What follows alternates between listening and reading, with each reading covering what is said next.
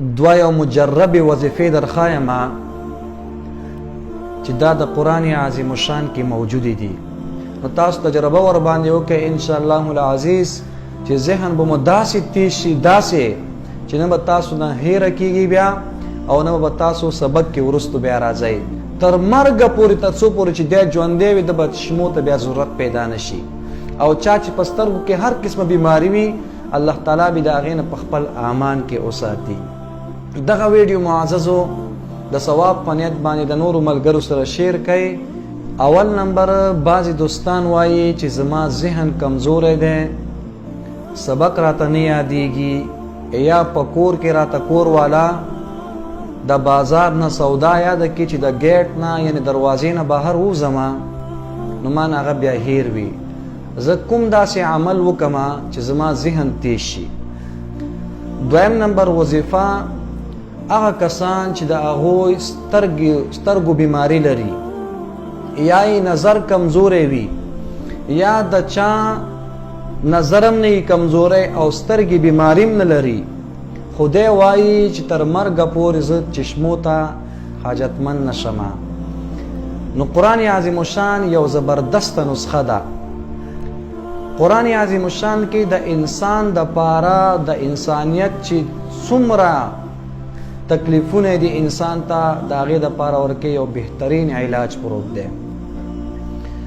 دا نه چې قرآن عظیم الشان صرف مونږ او تاسو ته د آخرت خبرې کوي، لیکن قرآن عظیم الشان ته مونږ او تاسو په دنیا کې هم ډېر احتیاج لرو. ګوره د انسان د انسانیت د هر یو درد علاج پکې پروت دی.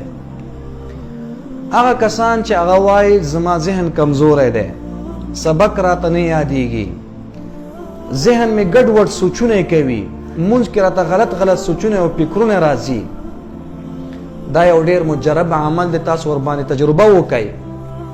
څوک چې د هر مونځ نه پس سورة انشراح، الم نشرح لك صدرك ووضعنا عنك وزرك والى آخره دغه صورت وکرتې ووایي، او سورة کوثر انا اعطیناک الکوثر څوک د هر مونځ نه دغه صورت هم وکرتې وایي. نو تاسو تجربه ور باندې وکئ انشاءالله العزیز چې ذهن به مو داسې تیز شي، داسې چې نه به تاسو نه هیره کېږي بیا او نه به تاسو سبق کې وروستو بیا راځئ. سبق به هم درته یادېږي، هیره به هم درنه نه کېږي. دا یو داسې مجرب عمل، یو داسې مجربې وظیفې دي.